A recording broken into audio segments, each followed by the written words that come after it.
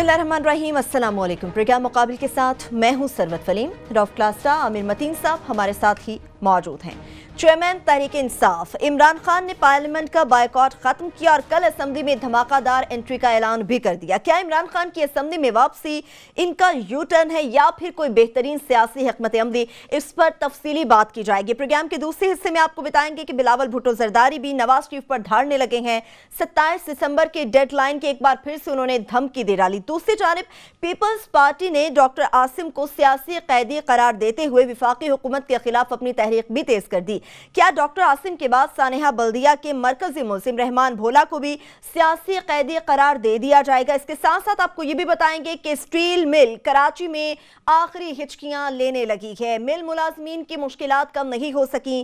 कई माह से तनख्वाहों की अदम अदायगी की वजह से मुलाजमीन फाका कशी पर मजबूर हैं। एहतजाजी मुजाहरे भी किए गए और इंतजामिया की जानिब से मसाइल हल कराने की बजाय मुलाजमीन की धुलाई कर दी गई है। 2004 की अगर बात करें तो अरबों रुपए का मुनाफा देने वाली स्टील मिल आखिर तबाही के दहाने पर किस तरह से पहुंची है और इसकी तबाही का जिम्मेदार कौन है? प्रोग्राम के आखिरी हिस्से में आपको बताएंगे कि 1.5 साल के बाद भी रूट्स मिलेनियम के फैसल मुश्ताक फॉरेन ऑफिस के बाबुओं की मदद से अरबों रुपए का प्लॉट लेकर अफू चक्कर हैं। सेनेट की कमेटी के मेंबरान आपस में लड़ते ही रहे। सेनेटर अहिला मक्सी अपने दामाद के अरबों रुपए बचाने के लिए अपनी बेटी के हमरा इजलास में जा बैठी। प्लॉट के मरकजी किरदार को अनोखी सजा ये दी गई कि सेक्रेटरी खारजा एजाज चौधरी को अमरीका में सफीर लगाने की शुनेद है। जितना बड़ा हाथ क्या उतना बड़ा ओहदा है, इस पर भी बात करेंगे। सबसे पहले इमरान खान साहब ने आमिर साहब कह दिया पार्लियामेंट में वो जाएंगे, कल धुआंधार एंट्री दी जाएगी। आप उनके इस फैसले को किस तरह से देख रहे हैं? मैं इनके इस फैसले को बहुत सराहता हूँ और बहुत ज़रूरत है कि इमरान खान साहब असम्बली में वापस आएँ। अगर असम्बली के अंदर नकाइस हैं और पार्लियामान में वो काम नहीं हो रहा जो होना चाहिए तो उसमें ज़्यादा आके उसको करना चाहिए बजाय इसके कि बाइकआउट पे। और अभी मैं देख रहा था वो कुछ लोग यू टर्न ले लिया, वो तनकीद कर रहे थे, मजाक उड़ा रहे थे। मैं समझता हूँ मुल्क के लिए, जमहूरियत के लिए, पार्लियामान के लिए, पाकिस्तान के लिए, हम सब के लिए, सहाफ़त के लिए ख़ास तौर पे उनका वापस आना बहुत ही ज़रूरी है और उनका बजाय है। मैं समझता हूँ उनकी जो तनकीद है कि पार्लियामान अपनी हैसियत खो रही है, इररेलेवेंट बनती जा रही है, वो काफ़ी हद तक दुरुस्त है। और कमेटियाँ जिस तरह के सारी पार्लियामान की जो हैं वो अपोजिशन के ना होने से या कम होने से वो टोटली अपना काम नहीं कर रही हैं। Public accounts committee Khurshid Shah साहब खुद कह चुके हैं कि 44 अरब रुपए की बेकायदगियाँ हैं पर कुछ नहीं उसका हो रहा। बाकी कमेटियों में यही हाल है। कम्युनिकेशन की उसमें सारे ठेकेदार बैठे होते हैं और मुझे और काला साहब को भी मौका मिला हाल ही में कमेटी बराए इत्तलात और नशरियात में जाने के, तो वहाँ जाके एहसास हुआ कि वो उन्होंने इसको भी एक टूल बना लिया है कि इससे भी प्रेस को कंट्रोल कर सकें। और वहाँ पे मुझे एहसास हुआ कि मुराद सईद साहब फॉर एग्जांपल पीटीआई के थे, एक अपोजिशन के बंदे होने से, और भी पीपल्स पार्टी के भी थे वहाँ पे, बाकी भी थे, मगर अपोजिशन के होने से कितना फ़र्क पड़ता है। वरना तो ये लोग बर्दाश्त ना करें किसी किस्म का भी मीडिया का क्रिटिसिज्म। और ऊपर से ऑफ कोर्स ये भी वजह है कि पार्लियामान में जो अवाम के मसाइल हैं, गुर्बत है, इंसाफ का ना होना, उसके बाद दहशत गर्दी, बिजली के मसाइल, उस पर कम बात होती है। अपनी तनख्वाहों पे, सहूलतों पे, पर्क्स पे वो ज़्यादा है, लॉबीज ज़्यादा डोमिनेट कर गई हैं। तो इमरान खान साहब को आना चाहिए। और अब ख़ास तौर पे इसलिए कि पैनमा के केस को लाइव रखने के लिए, और ख़ास तौर पे जो ये वज़ीर आज़म के वकील ने कह दिया है कि जनाब ये जो उनकी तकरीरें हैं ये सियासी होती हैं, तो फिर अगर उनकी तकरीरें हैं तो वो फिर बंद कर देना चाहिए। ये एक पार्लियामान की तौहीन है, इससे उनका केस तो बैठता ही बैठता है। कानूनी तौर पे बड़ी गलत बात की है, मगर ये इसका जवाब लेना चाहिए। और मेरा ख्याल है इमरान खान साहब इस पर ही कल फोकस करने जा रहे हैं। और मैं ये ज़रूर कहूँगा कि मैं देखता हूँ कि वो जब पार्लियामान में उनकी तकरीरें बहुत इम्प्रूव कर गई हैं और उनको आम आदमी से कम्युनिकेट करना आ गया है, और ये बड़े जो कानूनी पेचीदा मसाइल हैं वो आसान अल्फाज में अब समझाना उनको आ गया है। तो मैं ओवरऑल समझता हूँ कि ये एक बहुत अच्छा इकदाम है। यानी कि आप सराह रहे हैं। क्लास साहब आपकी तरफ आऊंगी, जो लोग तनकीद कर रहे हैं इस फैसले को, उनको आप क्या कहेंगे? क्या आप भी इस फैसले को सराहेंगे या आप समझते हैं कि पैनमा का मामला अलाइव रखने के लिए ये बेहतरीन कदम है जो इमरान खान ने उठा लिया? हम तो पहले दिन से ये कहते थे, मेरा तो अपना एक इस पे स्टांस रहा है कि इमरान खान को जो रोल वो पार्लियामेंट के अंदर वहाँ परफॉर्म कर सकते हैं। और जैसे अभी आमिर कह रहे थे, इमरान खान जब वहाँ पे आके तकरीर करते हैं इट मैटर्स, और पता चलता है कि एक तैयारी के साथ बिल्कुल बेसाख्ता, बगैर पर्चियों के, बगैर कोई नोट्स के खड़ा हुआ तकरीर कर रहे हैं और बड़ा इनके रब्त और अपनी अपनी मेमोरी के साथ मत से इमरान खान ने बड़ा ग्रूम किया अपने आप को, बड़ा ग्रेजुएट किया है। उनकी तकरीरें जो हैं कौमी असम्बली में किसी दौर में इस तरह की तकरीरें एतजाज़ अहसन की सुनी जाती थी, बेनज़ीर भुट्टो की सुनी जाती थी, इसके बाद मुझे याद आ रहा है महमूद अचकज़ई की सुनी जाती थी, बड़ी उसमें आते थे तकरीर करते थे। अच्छे ज़माने में नवाजुद्दीन मसरूल्लाह, वली खान, वो बड़े लोग की। तो इमरान खान ने अपने आप को उस लीग में लेके आए। जब अपोजिशन में थे ख्वाजा आसिफ बड़ी अच्छी तकरीर करते थे जना मुशर्रफ के दौर में, अब तो माशाल्लाह उन्हें उसके बाद तो वो कहते हैं चिरागों में रोशनी ना रही। मैं उन लोगों की बता रहा हूँ कि जिनकी तकरीरें हम वहाँ पे गौर से सुनते थे, जो मैटर करती होती थी। एक बलोच नेशनलिस्ट सना बलोच बड़ी अच्छी तकरीर करते थे सेनेट में, इफ्तिखार गिलानी, उनको मैंने नहीं सुना, लिहाजा अकाउंट मैं उस पर कॉमेंट नहीं कर सकता। या बाबर अवान कभी कभार बात सेनेट में तकरीर कर लेते हैं, अगर उनको अब नाम शुरू हो गए तो रज़ा रब्बानी साहब। सो एक इमरान खान ने अपने आप को ग्रेजुएट किया है उन एक वो कहते हैं ना इन the league of extraordinary man, वो फिल्म मुझे याद आ गई है, इंग्लिश की बड़ी खूबसूरत थी, उसमें नसीरुद्दीन शाह भी थे, उसमें उसका नाम ये था in the league of extraordinary man. So Imran Khan ने पॉलिटिकली तौर पर अपने आप को in the league of extraordinary political man जो है वो शामिल कर लिए। इमरान जब पार्लियामेंट में नहीं जाते, अच्छा उनका एक और बड़ा एक उनका एक तरह का एक्सक्यूज़ है जिससे मैंने कभी नहीं एग्री किया कि यार कि इरेलीवेंट हो गया पार्लियामेंट। भाई आप अपोजिशन में हैं, अपोजिशन में भाई या तो आपके पास अददी, आपके पास नंबर्स हों, आप उनको हटा के खुद वज़ीर आज़म बन जाएं। अपोजिशन का काम एजिटेट करते रहना होता है, वहाँ पे रोला डालते रहना होता है, हुकूमत की कमज़ोरियों को हाईलाइट करते रहना चाहिए। जैसे अभी आमिर कह रहा था कि जब हम गए हैं वहाँ पे इंफॉर्मेशन कमेटी में, हमें अपोजिशन से क्या फ़ायदा हुआ है, हमें शेयर करना चाहिए चीज़ का। अपोजिशन का पार्लियामेंट में होना एक आज़ाद मीडिया के लिए, सिविल सोसाइटी के लिए कितना ज़रूरी है कि वहाँ पर मुराद सईद, आमिर डोगर, वहाँ जदौन साहब और साथ में इमरान ज़फ़र लगारी, ये पीपल्स पार्टी और उसके लोग थे, ये इसके तहरीक इंसाफ के, ये 4 लोग, इन्होंने डट के वहाँ पे मीडिया फ्रीडम को इन्होंने डिफेंड भी किया है, इन्होंने प्रोटेस्ट भी किया है और प्रोसीडिंग को बड़ी है इन्होंने हाथ तक उसको सही डायरेक्शन भी रखा है। नहीं तो स्पीकर कौमी असम्बली साहब ने जो अपने ग्लैडिएटर भेजे हुए थे, अपना सेक्रेटरी नेशनल असम्बली जबार साहब भेजे हुए थे, मुश्ताक साहब एक भेजे हुए थे, 8-10 और कुछ लोग थे, थानेदार वही बने हुए थे। उनका कोई काम नहीं था वहां पे थानेदारी करने का, और इस चीज को रोका अपोजिशन ने। सो हम ये कह रहे हैं कि ये तो इस तरह स्पीकर कौमी असम्बली जो है अपने 8-10 बंदे भेज देगा जिस कमेटी में कि जाए इसको हाईजैक कर लें, जाए इसके खिलाफ आप तहरीक लें, आप पेमरा से जबरदस्ती आर्डर लें, तो इस तरह की आप वहां पे आपके गलत चीजें करें, ये काम अपोजिशन रोक सकती है। सो इमरान खान साहब की पार्टी उस दिन जो मैं कह रहा हूं, इनका जो पीपल्स पार्टी का पॉजिटिव रोल था जिससे मीडिया को सपोर्ट मिली है, एक चीज। दूसरी जो इमरान खान को वहां पे करने का काम है सबसे बड़ा, वो है जो पीपल्स पार्टी का और नवाज लीग का एक अनहोली अलायंस बना हुआ है, ड्रामेबाजी चल रही है जो पिछले हम 3-4 साल से देख रहे हैं। जब ये पार्लियामेंट में नहीं होते, ये उनकी खामियां नहीं हाईलाइट करते, उनके खिलाफ वोटिंग नहीं होती, वहां पे कमेटीज में इनके मेंबर्स नहीं बैठते होते, तो मर्जी से पीपल्स पार्टी और नवाज लीग बैठ के आपस तकसीम करते हैं। अगला बड़ा एजेंडा जो इमरान खान के लिए होना चाहिए, मेन वन, वो है इलेक्शन रिफॉर्म्स का, जिसकी 2013 से बात कर रहे हैं। देखें जी कि यहाँ पे आपने इलेक्शन रिफॉर्म सही नहीं किए हुए, कि लोग वही बैठे हुए हैं, उनके तरीक़ेकार वही हैं, कवानीन वही हैं, आप आते हैं और अपनी मर्जी का इलेक्शन आप जीत के चले जाते हैं। सो इमरान खान साहब ने अगर 2018 का इलेक्शन सीरियसली लड़ना है, उन्हें 2-3 काम उनको ज़रूरी करने चाहिए इफ इज ना उसके सीरियस कंटेंडर। कौन से हैं? एक तो सबसे बड़ा काम ये है कि पार्लियामेंट में रेगुलर हो जाए, इनके मेम्बरान भी रेगुलर होंगे, बहुत सारे अच्छे लोग हैं इनके पास, मतलब असद उमर है, उसमें मुराद सईद है, उसके बाद आरिफ अलवी साहब है इनके पास, एक और साहब है, उनको अगर ये पहाड़ से उतार के नीचे ले आए तो वो है शाहमुद कुरैशी साहब। वो पहाड़ पे बैठे हुए हैं, वो कहते हैं जी मेरा क्या काम है, मैं तो बहुत बड़ी चीज हूँ, तोप हूँ, गन हूँ, बम हूँ। शफकत महमूद साहब का भी आपके दोस्त शफकत महमूद साहब, अल्लाह भला करे आपका दोस्त कह दिया आपने, वही कहा। नहीं, अच्छे बंदे, इंटेलिजेंट आदमी। मुझे शिकायत ये रहती है कि अंडर परफॉर्म कर रहे हैं। मुझे शफकत महमूद साहब से ये शिकायत है, अंडर परफॉर्म कर रहे हैं। उनकी जितनी कैपेसिटी है, एक्सपीरियंस है, वो डीएमजी अफसर रहे हैं, डिप्टी कमिश्नर रहे हैं, वो जहाँ सेनेटर रहे हैं, वो वजीर रहे हैं, वो मुशीर रहे हैं, वो आप एमएनए हैं और पीएससी के मेंबर हैं। वो तो यहाँ पे इनको वो क्या कहते हैं, इनका तो हशर करके रख सकते हैं, वो नहीं करते। ये आमिर साहब को पता है कि पता नहीं उसकी क्या रीजन है। सो इमरान खान साहब जो हैं, एक तो शाहमुद कुरैशी साहब को पहाड़ से नीचे ले हैं कि हजूर इधर तशरीफ लाएं, यहाँ कमेटीज भी हैं, फॉरेन ऑफिस की कमेटी है, पार्लियामेंट है, जरा यहाँ पे कोई बेहतर किस्म की डिबेट करें, अपना तजर्बा को ब्रुए कार लें। बस काफी आपने टाई कोट हमारी तरह कर लिया है। और लास्टली आपको दोबारा साल है आपके पास, गो बैक टू केपीके, वहाँ पे चीज़ें ठीक करें। महज ये कह देने से कि सारी चीज़ें ठीक हैं, KPK में सारी चीज़ें ठीक नहीं हैं। आपका डेरा इस्माइल खान सबसे ज़्यादा सफ़र कर रहे हैं, उन लोग मुझे पूछते हैं, मुझे रोज़ाना वहाँ से मैसेज आते रहते हैं।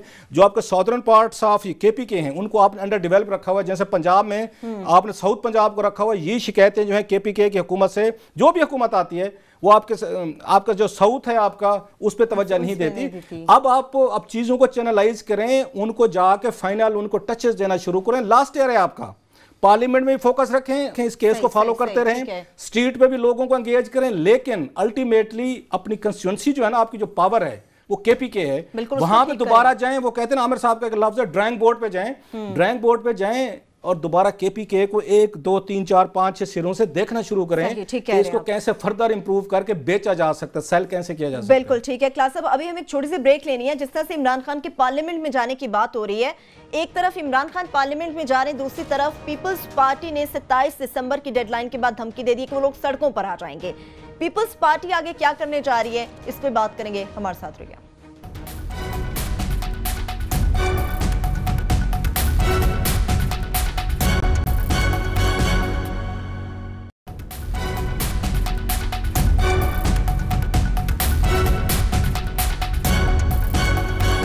बाद एक बार फिर से प्रोग्राम में हम आपको खुशामदीद कहेंगे। आमिर साहब, आपकी तरफ आऊंगी। एक तरफ इमरान खान पार्लियामेंट में जाने की बात कर रहे हैं, दूसरी तरफ आज हमने देखा कि बिलावल भुट्टो जरदारी ने जो बात की मीडिया के साथ, उन्होंने कहा कि 27 दिसंबर के बाद हम लोग सड़कों पर आ जाएंगे। होने क्या जा रहा है आखिर?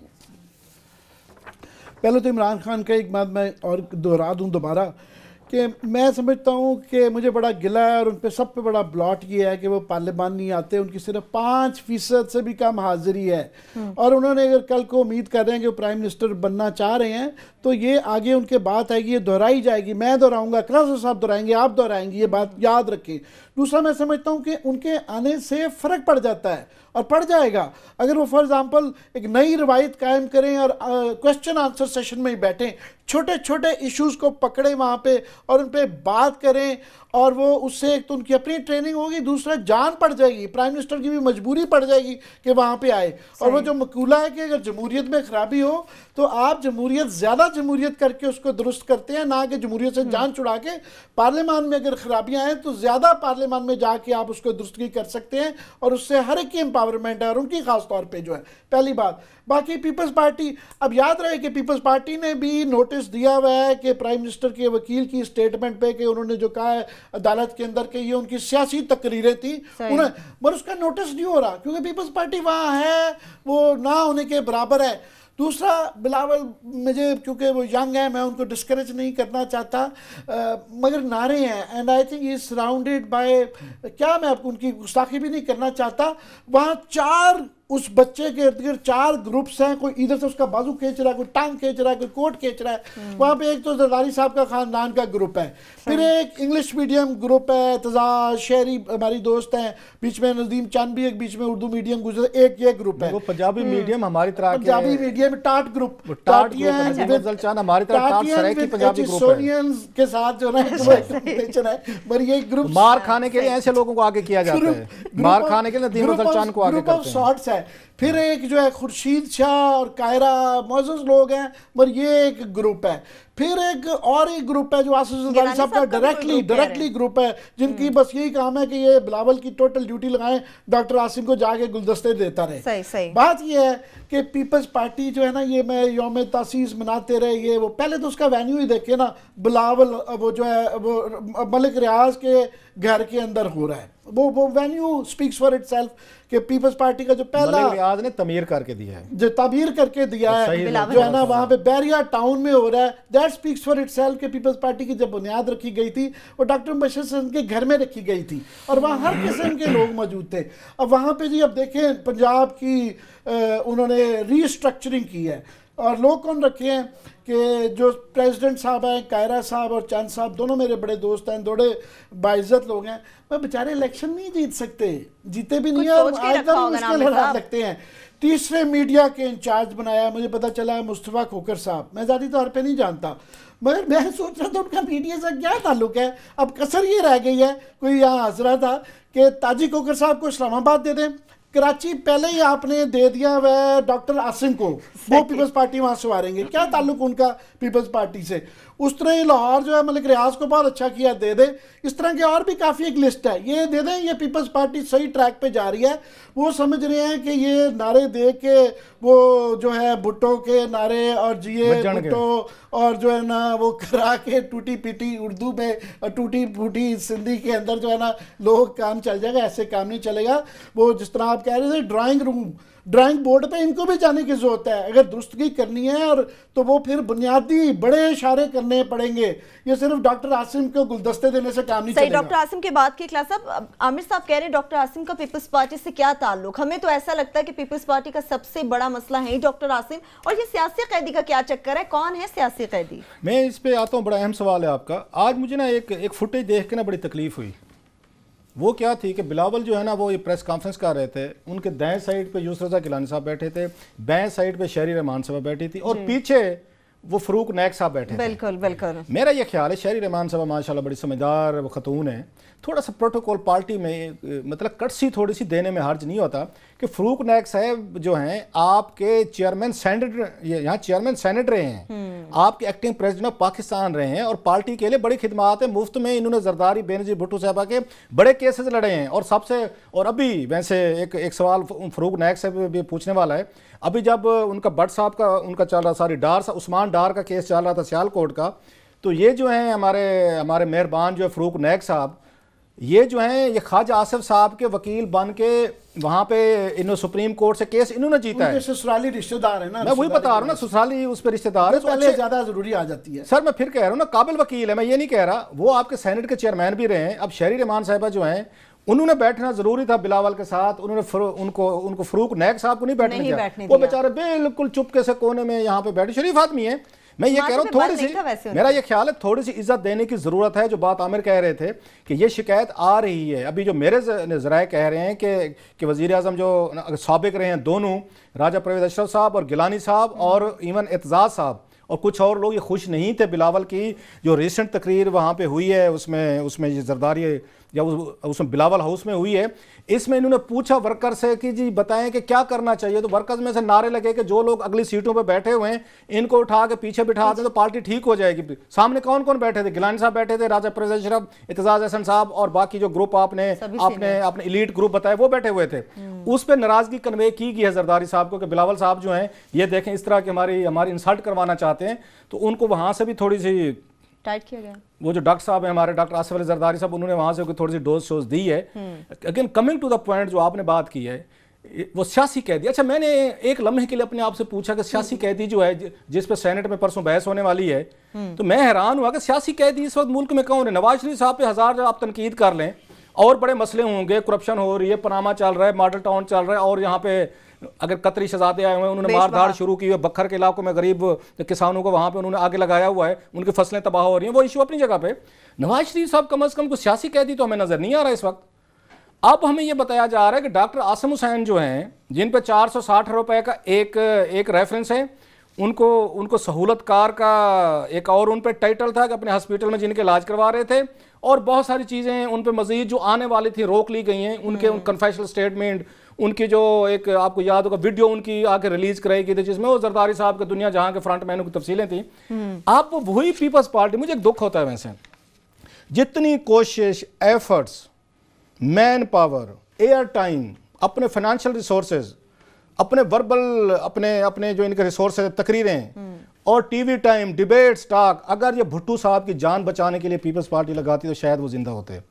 जितना आके डॉक्टर आसिम हुसैन के लिए तकलीफ हो रही है कि कनाडा ने भी वहां से लिख दिया कि हमारा शहरी है जी लूटमार कर लिए तो क्या हुआ, इंसानी बुनियादों पे हमारा नेशनल हमारे हवाले करें।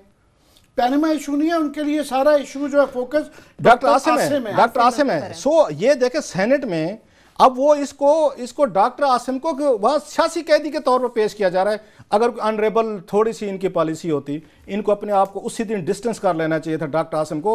उन्होंने चिढ़ाने के लिए, उन्होंने जनाब आप कौन होते हैं हमें करने वाले, उन्होंने उनको कहा कराची का आपको सदर बना देते हैं, जो क्रिमिनल एलिगेशन फेस कर रहे हैं, जिस पे ये अगर करप्शन के एलिगेशन आ रहे हैं, नैब की तरफ से, रेंजर्स की तरफ से, आपकी अपनी एडमिनिस्ट्रेशन की तरफ से जो सिंध में है, उनको कहा कि ये सियासी कैदी हैं। अल्लाह अगर न इस मुल्क में न इस तरह के सियासी कैदी पैदा हो गए हैं तो जरदारी साहब उस दिन से डरे हैं कि जब सियासी कैदी वाकई जाएं और हमारे जैसे कोई एक दो लोग भी उनको बोलने वाले ना हों, क्योंकि ये सियासी कैदी की और क्रिमिनल के दरमियान जो फर्क है ना सर, वो पीपल्स पार्टी उस फर्क को मेरा ख्याल खत्म कर रही है। सफर भोला के ऊपर बात करेंगे। आमिर साहब जरा ब्रेक ना ले लें, भोला भी फिर सियासी कैसे ना, ये चले ये भी बात कर लेते हैं। एक हम छोटी सी ब्रेक लेते हैं। डॉक्टर आसिम के हवाले से तो बात हो रही है, लेकिन रहमान भोला, आपको बता दें सानिया बल्दिया फैक्ट्री का ये मरकजी मुल्जिम है, कराची पहुंच गया है, लेकिन इसके बारे में कहा जा रहा है कि इससे भी सियासी कैदी करार दे दिया जाएगा। ब्रेक से वापस आएंगे, इस पर बात करेंगे, कुछ स्टील मिल के हवाले से बात करेंगे। हमारे साथ रहिए।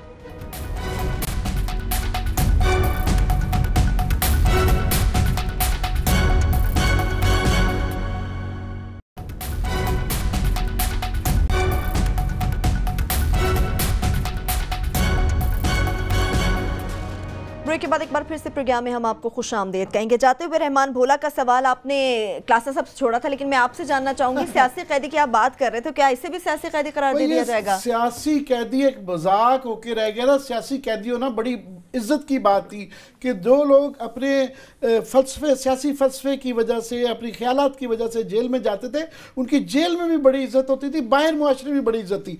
यहाँ इन्होंने एक क्रिमिनल लोगों में और सियासतदानों में और सियासी वर्कर में इन्होंने कोई तफरीक ही नहीं रहने दी। नो ब्लड लाइंस हो गई हैं बीच में के पता ही नहीं चलता। जब आप जो लोग जिन पे सीरियस क्रिमिनल ऑफेंसेस हैं उनको आप सियासी कैदी बना देंगे तो फिर सियासी कैदी की इज्जत क्या होगी? तो वो भोला बिल्कुल वो ऐसे ही लगता है कि भोला भी सियासी कैदी है।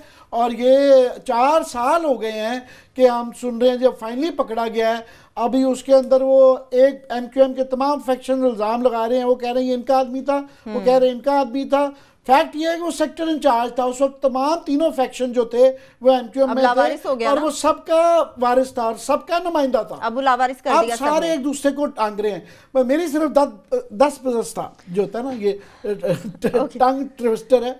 10 बदस्ता अर्ज ये है कि खुदा के लिए ये हम कन्फेशन सुन के थक गए हैं, ये इनके कन्फेशंस को अदालत में प्रूव करके वो करवा दें, वरना ये एक मजाक बन गया। ख़ास तौर पे अब क्योंकि कराची की सारी फौजी लीडरशिप तब्दील होने जा रही है, पिछली ने बहुत अच्छा काम किया, उन सब ने अजरकें भी पहन ली, तरक्कियाँ भी पाई, तो कम से कम एक उसका जो उसकी जो लॉजिकल एंड कंक्लूजन उसका कर दें कि 2, 4, 5 बड़े फैसलों में एक प्रोसिक्यूशन के ऊपर जरा गौर करके अदालतों से सजा दिलवा दें। ये मजाक बन के रह गया। साहब मैं बड़ी कोशिश कर रहा था कि आपको टेकन ना करूं, कर लें यार। अब किन लोगों से उम्मीद लगा के बैठे हैं कि जो डॉक्टर आसिम हुसैन को यहाँ सियासी कैदी डिक्लेयर कर चुके हैं और उस पर सेनेट बहस करेगा कि सियासी कैदी जेल में रिहा करो, वो आपका ख्याल है इन एतजाज हसन जो कि सियासी कैदी रहे हुए हैं, और मैं देखना चाहूंगा, मैं जाऊंगा सुनने जाऊंगा कि वो सारी उम्र सियासी कैदियों का अगर उनका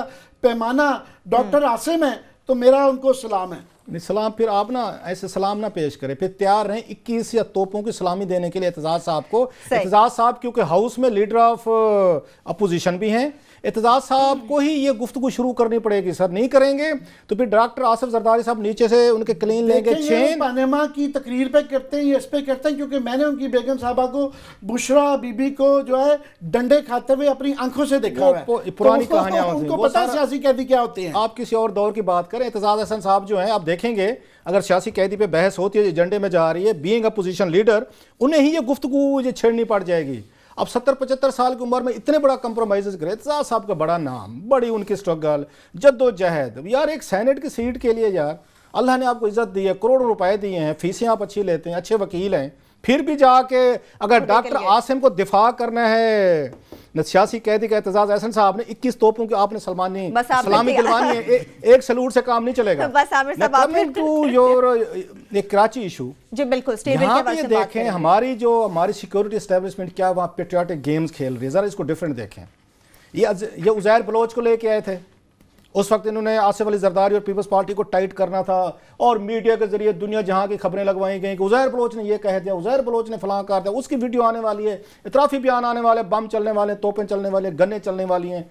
6 महीने हो गए हैं, उसके बाद उज़ैर बलोच साहब गायब। आज हम वहाँ पर अजरकें पहन रहे थे और सिंधी टोपियाँ पहनी जा रही थी। एक तो ये हो गया। इनको ज़रूरत पड़ी थी MQM को दबाने के लिए कि जो MQM दोबारा खड़ी होने की कोशिश कर रही थी ना पिछले दिनों, क्योंकि आगे 2018 के इलेक्शन होंगे, जो लंदन की MQM में कोशिश करेगी अपने बंदे पुट करे इलेक्शन में। अब सहूलत मिर्जा के बाद एक और बंदा चाहिए आपको, वो आपके हैं ये भोला साहब, ये पता नाम इनका किसने भोला रखा था, जिसने 250 भोला पाले हैं जी, भोले भाले हैं ये भोले पान में जाके 250, अगर उन पे इल्जाम पूरा सच्चा है तो अगर इफ्स एंड बट्स, उन्होंने जाके भोले पान में 250 बंदे को आग लगा दिए। सर ये प्रोसिक्यूशन जो है आपकी सिंध की सबसे मोस्ट आपका क्रिमिनल आपकी नेग्लिजेंस है। ये डॉक्टर आसिम के खिलाफ रेंजर्स ने सबूत दिए, एक एएसआई ने जाके अदालत को कह दिया जनाब ये सबूत पूरे नहीं है, आसिम की आप जमानत ले लें। अब क्या कर लेंगे? ये सारे रिग्ड हो चुके हैं। अब जो मैं समझता हूँ सबसे बड़ी कामयाबी पीपल्स पार्टी की पता क्या है पिछले 3 सालों में, कि इन्होंने जो वहां पे हमारे सिक्योरिटी एस्टेब्लिशमेंट काम कर रही थी, इन्होंने उनको भी पॉलिटिकल रंग दे दिया। जो अब आज मैंने देखा ना इनको अजरकें पहनते हुए और टोपियां पहनते हुए, इट मीन्स कि इन्होंने उनको भी एक तरह का पॉलिटिकल रंग दे दिया कि जी वाह जी बल्ले बल्ले बल्ले बल्ले बल्ले। सो सर ये बड़े समझदार लोग हैं। ये भोला साहब जो हैं इनका भी कन्फेशन स्टेटमेंट लिए जाएंगे, ब्रेकिंग या खबरें 5 साल में सारे केसेस यहाँ फारिग करा लिए, बाकी वहाँ 3 साल में ये सिंध के सारे सब लॉन्ड्री करा दिया, लॉन्ड्री करवाई है उन्होंने। सो आप देखेंगे फटे चलेंगे हमारे यहाँ पे ये ब्रेकिंग न्यूज के, ओ जी के ना भोले ने ये इंकशाफ कर दिया, ओ कमले ने ये कह दिया, श्याने ने ये कह दिया, टुंडे ने ये कर दिया, टुंडे ने ये कह दिया। आज किसी का उर्फ में पड़ा था गधा घोड़ा, पत्नी नखोता रेडी, किसी का उर्फ उर्फियत। ये सुनेंगे जब ठप्पे चलेंगे, ये फटे चलेंगे आपके यहाँ पे। इसी भोला साहब के आखिर पे क्या निकलेगा? भोला साहब will be declared a political prisoner by MQM. हमारा वर्कर था जनाब, ज्यादती हो गए, जुल्म हो गया, तशद्दुद हुआ है, जबरदस्ती बयान लिया गया है, इसकी कोई अहमियत नहीं है। भोला साहब जो है, जैसे मीर मुनव्वर तालपुर साहब जो जरदारी साहब के बहनोई हैं और उनके फरियाल साहबा के हस्बैंड हैं, आज उनको जैसे अदालत से ज्यादा मिल गई कि 3 महीने बाहर जाएं, नैब पे केसेज हैं, आप बैरून मुल्क इलाज करें। एक दिन हमारे भोले को भी इजाजत मिल जाएगी, आप पॉलिटिकल प्रिजनर एमक्यूएम किसी दिन इनका केस लेके खड़ी होगी। ये सारा रिग्ड हो चुका है आमिर। ये इसमें हमारी एस्टेब्लिशमेंट पूरी तरीके से मुलव्वस है। उज़ैर बलोच मैं सबसे बड़ी मिसाल दे रहा हूँ, सहूलत मिर्जा से वीडियो पे बयान लेके उसको फांसी लगवा दिया। उस बयान अंदर से किसी ने लेके आया ना, आपने उस एविडेंस को यूज करने के बजाय सहूलत मिर्जा को फांसी लगा दी। अब आपको नया बंदा चाहिए, आपने भोला पकड़ लिया है। भोला कल को कहेगा कि मैं तो भोला हूं, मुझे तो पता नहीं किसने क्या करा, मेरा नाम ही भोला है। चलें देखते हैं क्लासेस क्या होता है। कुछ लोग तो ये भी कहते हैं कराची पुलिस इसकी तफ्तीश करेगी, इससे बड़ा मजाक और कोई है ही नहीं। स्टील मिल के हवाले से मैं बात करना चाहूंगी। क्लास हमने देखा वो मुलाजमीन जिनको महीनों आप तनख्वाह नहीं देते, जिनके घर का चूल्हा बिल्कुल ठंडा हो चुका है, अगर वो मुजाहरा करते हैं, अपना हक मांगते हैं, बजाय मुज़ाकरात के आप उन पर लाठी चार्ज करते हैं, आंसू गैस की शेल बरसाते हैं। मेरी और आमिर साहब जो हैं, अब क्या करें, मजबूरी हो जाती है बाज़ वक़्त जनाब मुशर्रफ की ये तारीफ़ करने पे हम मजबूर हो जाते हैं। हालांकि हम बड़े बिटर क्रिटिक रहे हैं जनाब मुशर्रफ साहब को, कसर उन्होंने भी नहीं छोड़ी थी हमारे उस पर, लेकिन इवन दैन उन्होंने भी टॉलरेट किया हमें किसी हद तक। आमिर साहब को तो खैर उन्होंने नौकरी से निकलवाया था, वो एक और कहानी है। आज जब जनाब मुशर्रफ ने 2007-2008 में उन्होंने स्टील मिल को छोड़ा था, उस वक्त ये टैक्स निकाल के ये 8 अरब रुपए के प्रॉफिट में थी। एंड देन हमारे फिर भी पॉलिटिकल सीजर है, जिसके लिए कहा जाता है कि किसी ने जमहूरियत के खिलाफ बात की तो जनाब उसके बाद आपकी खैर नहीं है, आप फिर उसके बाद देश द्रोही, फिर आप देशद्रोही हो गए अगर आपने जमहूरियत पे उंगली उठाई या क्वेश्चन किया। हालांकि जमहूरियत में क्वेश्चन उठाए जाते हैं, उंगलियां उठाई जाती होती हैं और लोगों को हक दिया जाता है कि जो बात करना चाहते हैं। जनाब मुशर्रफ दौर में जो 8 अरब रुपए के प्रॉफिट पर चल रही थी, इसका मतलब ये प्रॉब्लम वर्कर के साथ नहीं था। स्टील मिल के वर्कर को आप ब्लेम नहीं कर सकते, उनको अक्यूज नहीं कर सकते ये निकम्मे थे, हडराम थे, काम नहीं कर रहे थे। और फिर जरदारी साहब की हुकूमत है, पीपल्स पार्टी 5 साल, जरदारी साहब ने अपने दोस्त को लगाया, उस दोस्त पे इफ्तिखार चौधरी साहब ने नोटिस लिया जब करप्शन हो रही थी। कुछ कहते रहे इफ्तिखार चौधरी ने, जज जो है ना इस मुल्क को चाहिए जो थोड़ा सा कहीं ना कहीं किसी एक पार्टी का सही एहसाब करता रहे। आई विश के आगे शायद आने वाले दिनों में हो। उस पे तारिक खोसा साहब जो है DGFIA थे, इनके जिम्मे लगाया गया कि आप स्टील मिल में जो करप्शन हुई है और मैसिव लॉसेस, कहां पे आपके 2008 में 8 अरब रुपए का प्रॉफिट और कहां यकदम अगले साल में ये 8 अरब के नुकसान में चली गई। जब तारिक खोसा साहब ये कर रहे थे, ये इन्वेस्टिगेशन कर रहे थे, उन्होंने मेरा ख्याल अपने किसी कॉलम में लिखा है और उसमें वो कहते हैं कि एक दिन इनको जरदारी साहब सदर पाकिस्तान से टेलीफोन किया कि बस काफ़ी हो गया जनाब खोसा साहब, बड़ी ईमानदारी आपने दिखा दी, आपने तहकीकात दिखा दी, बस कर दें। ये खोसा साहब का रिकॉर्ड है जो मैं आपको बात बता रहा हूँ, इसकी अगर वो तरदीद करना चाहते हैं या इसकी clarification is more than welcome. तो ये खोसा साहब को दाद दें, तारिक खोसा ने कहा सॉरी सर, क्योंकि उनके दोस्तों तक पहुंच गए थे, जो दोस्त बैठ के पूरे का पूरा खांचे खा रहे थे और स्टील मिल को जिस तरह लूटा जा रहा था। तारिक खोसा ने इनकार कर दिया था सदर पाकिस्तान आसिफ अली जरदारी को कि नो सर, तहकीकात ऐसे रहेंगी, ऐसे चलेंगे। ऐसे लोगों को हम रोमांटिसाइज नहीं करते पाकिस्तान में, ऐसे अफसरान को, ऐसे हमारे जो पुलिस ऑफिसर हैं, सिविल आपकी ब्यूरोक्रेसी में है, इनको थोड़ा सा हमें रोमांटिसाइज करना चाहिए। नई नस्ल जो कॉप्स की आ रही है, सिविल सर्वेंट्स की आ रही है, उनको बताना चाहिए कि अनरेबल एग्जांपल्स हैं like Tariq Khosa and many more. इन्होंने इनकार किया, उन्होंने क्या किया, अब सियासी हरकत देखें, उन्होंने गिलानी साहब को कहा कि आपका मुल्तानी है, सरेक की जरा इसको संभालें। उन्होंने कहा सही, हम किस काम के लिए बैठे हैं, अभी तारिक खोसे को संभालते हैं। उन्होंने क्या हरकत की, उन्होंने कहा नाम भी ना बदनाम हो, काम भी हो जाए, सांप भी मार जाए, लाठी भी ना तोड़े। इससे ज्यादा गिलानी साहब को पास हो कई ट्रिक्स हैं, वैसे मुल्तानी पी रहे हमारे। उन्होंने जनाब तारिक खोसे साहब को 22वें ग्रेड में तरक्की दे के उनको सेक्रेटरी, उन्होंने नार्कोटिक्स लगा दिया कि यहाँ पे बैठें और यहाँ पे आप उसके बाद काम करें। सो सारा मामला ठप। तो कहने का मतलब ये है कि ये जो आपने तबाही की है ना, बर्बादी की, और डार सरकार हैं साढ़े 3 साल से, इसका ब्लेम डार साहब को जाता है। डार साहब ने क्या ये काम किया हुआ है, हर तीसरे महीने ECC का इजलास होता है, उसमें एक समरी जाती है, जी स्टील मिल के ये जो ये वर्कर्स हैं इनको तनख्वाहें देनी है जी, बिल पास करें। हर 3-3 महीने पे आप उनका बिल पास करें। उनके अनसर्टेनिटी का आपने उनको शिकार किया हुआ है।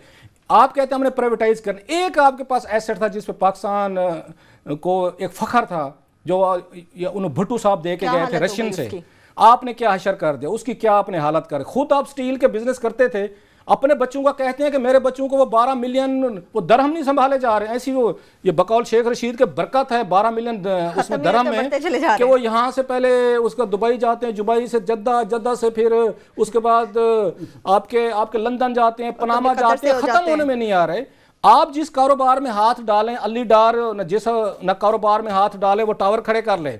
वहाँ पे हुसैन नवाज साहब जहाँ पे अरबों की प्रॉपर्टी ले लें, 3.5 साल में स्टील मिल जितना बड़ा आपका एसेट, इतने बड़े वर्कर्स बेचारे मेहनत करते हैं, उनकी फैमिलीज हैं, उसको तबाह करके रख दिया है। और 3.5 में आपके पास सालों में कोई प्लान नहीं था इसको रिवाइव करने का, इसको दोबारा खड़े करने का।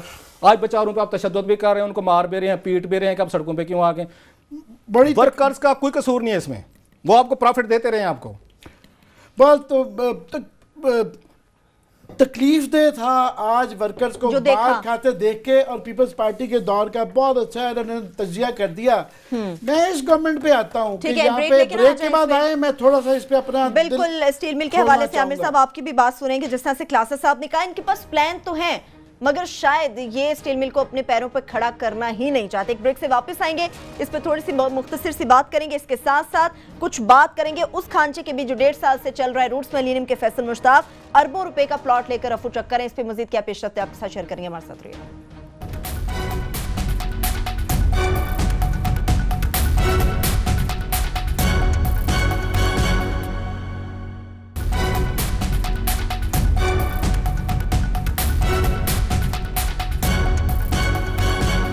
ब्रेक के बाद एक बार फिर से प्रोग्राम में हम आपको खुशामदीद कहेंगे। स्टील मिल के हवाले से बात कर रहे थे आमिर साहब, आप मौजूदा हुकूमत को लेकर कोई बात करना चाह रहे हैं? स्टील मिल का मैंने कहा पीपल्स पार्टी का जो इसमें किरदार रहा है वो क्लासेस साहब ने रोशनी डाल दी है।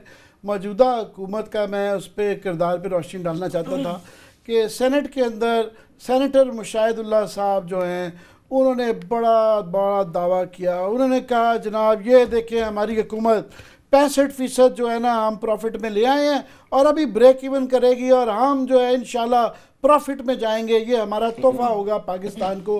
अब ये हाल हो गया है कि 3-3 महीने से उसको तनख्वाह नहीं है। और अभी खबर चल रही थी कि जनाब CEO जो हैं स्टील मिल के, उन्होंने स्टील मिल की ज़मीन 70 लाख रुपए पर एकड़ से बेचने का वो कर दिया।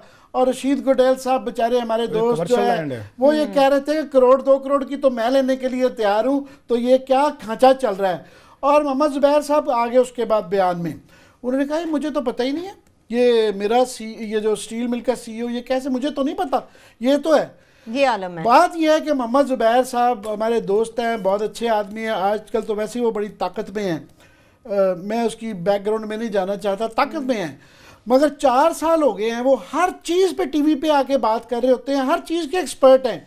पहले वो कहते होते थे यार ये मुझे सियासी सवाल ना करो, मैं टेक्नोक्रेट। बिल्कुल। अब वो हर चीज़ के नेक्टोक्रेट, बैक्टोक्रेट, सेक्टोक्रेट, वो हर किस्म का क्रैट जो है ना, वो उन्होंने क्रैट की फैक्ट्री लगाई हुई है जेब में। उनको अपनी जो प्राइवेटाइजेशन की बात नहीं करेंगे कि उनको नहीं पता 4 साल में ये स्टील मिल का मसला नहीं हल कर सके। और मोर देन दैट बात यह है कि प्राइम मिनिस्टर नवाज शरीफ ये उस ख़ानदान से हैं जो कि स्टील के जादूगर बाजीगर लोग हैं। ये मिट्टी में हाथ डालें तो कहा जाता है स्टील बन जाती है। बिल्कुल। अपने ख़ानदान की जब स्टील बनाने जाते हैं तो वो जद्दा में, वो जो वहाँ पे सऊदी अरेबिया में है, वो खुद कहते हैं अल्हम्दुलिल्लाह, एक बिल्कुल एक वो ना था, नहीं सऊदी से नहीं चल रही थी, हमने हाथ डाला तो वो बिल्कुल अरबों की स्टील मिल बन गई। अपनी जाती स्टील मिल को तो ये खड़ा कर लेते हैं, तो ये मुल्क की स्टील मिल को क्यों नहीं ठीक कर सकते? मुल्की है ना। बात ये है, हसन साहब जो है वो अपनी जो है 21 साल की उम्र में अरबों की प्रॉपर्टी बना लेते हैं, 19 साल की उसमें जाके वो चमत्कार ये हमारी इकोनॉमी में क्यों नहीं रहे? हमें तो कर्जों में धकेलते जा रहे हैं, हमारी ज़राअत भी नीचे जा रही है, हमारी एक्सपोर्ट्स भी नीचे जा रही है, वो चमत्कार यहाँ पे क्यों नहीं दिखाए जाते? मेरा तो ये सवाल है। खासतौर पर स्टील पे कोई जस्टिफिकेशन नहीं है कि जो जिसमें ख़ानदान जो प्राइम मिनिस्टर का रूलिंग फैमिली स्टील की एक्सपर्टीज़ रखती हो और वो कह रहे हैं जी इंडियन से हमने वो बड़ी टेक्नोलॉजी सीखी है, सऊदी अरेबिया जा रही है। भाई पाकिस्तान की स्टील मिल ठीक करें, ये क्यों नहीं करते? 4 साल हो गए हैं। और ज़ुबैर साहब को खुदा के लिए ये अपने काम कर लें, पहले ये कर लें। इनका ये एक वतीरा है। दानियाल मेरा भाई है, बिल्कुल मुझे तकलीफ होती है। अभी आपने अच्छा किया है कि जो अच्छे काम थे वो अच्छे होते हैं, कि मुशर्रफ साहब के दौर में उन्होंने कम से कम अच्छे काम पे लगाया हुआ था, वो लोकल बॉडीज़ करता था। और जो इख्तलाफ रहे उनकी पॉलिसीज़ पे, वो लोकल बॉडीज़ के ऊपर और सिविल एडमिनिस्ट्रेशन के रिफॉर्म्स पे बड़ा अच्छा काम किया NRB में। यहाँ उस बेचारे को किस काम पे लगाया हुआ है कि जाओ जाके जो है ना अच्छे खासे पढ़े लिखे बंदे को, इन्होंने पढ़े लिखे बंदों को किन किन कामों पे लगा दिया कि सारा दिन इसके कि वो गाली गलूच आप करते रहे। बस इसके अलावा कोई काम नहीं है। आप अपने पढ़े लिखे काम जो आपकी शान है वो करें। वो क्लास अब आप बताएं चमत्कार यहाँ क्यों नहीं होते? इन्होंने दानियाल की बात की है ना, हम दानियाल से बड़ी तवक्कुआत रखते थे, हमारा कसूर, और उसके बावजूद बेचारे को कुछ नहीं, वो मिले ना मिले। शायद दानियाल को ये भूल गया है कि अनवर अजीज चौधरी साहब पे कत्ल का झूठा मुकदमा जो है नवाज शरीफ साहब ने कायम कराया था, और अनवर अजीज चौधरी साहब को उससे बचने के लिए जो कुछ मेहनतें करनी पड़ गई थी, मे भी दानियाल ने सबक सीखा हो कि जनाब कि अगर आपने मुस्तकबिल के वहाँ पे कुछ झूठे कत्ल के मुकदमों से बचना है तो दरबार के साथ नथी रहे। ये भी सबक होते हैं ना, ये लेसन होते हैं ना, हिस्ट्री के तरीके के बंदा सीखता होता है। सो नवाज शरीफ साहब से बचने का एक तरीका ये भी तो हो सकता है कि you can't beat them, join them, कि आप उनको ज्वाइन कर लें। तो अगर दानियाल ने ज्वाइन कर लिया है अपनी जान बचाने के लिए माजी को सामने रख के, तो आपको क्या तकलीफ हो रही है सर? नहीं, मुझे कोई नहीं, मुझे सिर्फ तकलीफ ये हो रही है कि अभी क्योंकि मुझे नारोवाल के इलेक्शंस का पता है कि जहाँ पे एहसन इकबाल साहब को उनकी अपनी पार्टी ने किसी ने वोट नहीं दिया, तो वहाँ चौधरी अनवर अजीज साहब को दानियाल से ज़्यादा मैं समझता हूँ, सारा 21 वोटों में से 15 वोट ले गए हैं। पर यहाँ पे एहसन इकबाल साहब ने जो उनकी हाजिरी करवाई थी प्राइम मिनिस्टर पे, और मेरा ख्याल है वहाँ पे यही शायद कहा गया कि जनाब ये जीते हुए वोट हार जाएं। तो ये या तो इस खिदमत का दानियाल को फायदा मिल रहा होता तो मैं कहता चलो यार अक्लमंद आप भी है, पॉलिटिकल स्ट्रेटजी है। जी, तो पता नहीं क्या स्ट्रेटजी है। लास्टली ये कह रहा था, स्टील मिल पे बात कर लेते हैं क्योंकि दानियाल पे काफी बात होगी। मैंने कहा समझदारी का मुजाहरा कर, दानियाल ना करता तो अनवर अजीज चौधरी साहब की तरह शायद 2-4 झूठे कत्ल के मुकदमे डाल दिए जाते। Daniyal is doing the right thing. Lastly इनके पास लेफ्टिनेंट जनरल अब्दुल कयूम साहब थे, सेनेटर है जो नवाज लीग के, जो स्टील मिल्स के चेयरमैन रहे हैं और जिनके दौर में प्रॉफिट पे चल रही थी। इतना नहीं हो सकता था मियां नवाज शरीफ साहब से, इसाक डार साहब से कि जनाब उन्हीं को बुला के आप उनको स्टील मिल का चेयरमैन दोबारा ना लगाएं, उनको किसी कमेटी का सरबराह बना के रिवाइव करने का प्लान लेके एग्जीक्यूट तो करवा लें उनसे। लेफ्टिनेंट जनरल अब्दुल कयूम से, आपकी पार्टी के सेनेटर हैं, स्टील मिल के चेयरमैन रहे हैं, और उनकी कोई एक्सपर्टीज ले लें, उनको दरमियान में डाल रहे हैं। लेकिन नीयत नहीं है, अपना बिजनेस करना है, बाद में कंफ्लिक्ट ऑफ इंटरेस्ट खत्म हो चुका है। अब जैसे आपने बात की कि प्लान इनके पास जरूर है मगर इनके पास नीयत में सफाई बिल्कुल भी नहीं है। प्रोग्राम अपने इख्तिताम को पहुंचता है। हमने बात करनी थी उस प्लॉट के हवाले से, रूट्स मिलेनियम के फैसल मुश्ताक 1.5 अरब का जो 1.5 साल से है और अरबों रुपए का प्लॉट है। इंशाल्लाह कल आएंगे और तफसीलन इस पे बात करेंगे। इजाजत दीजिए, अल्लाह हाफिज़।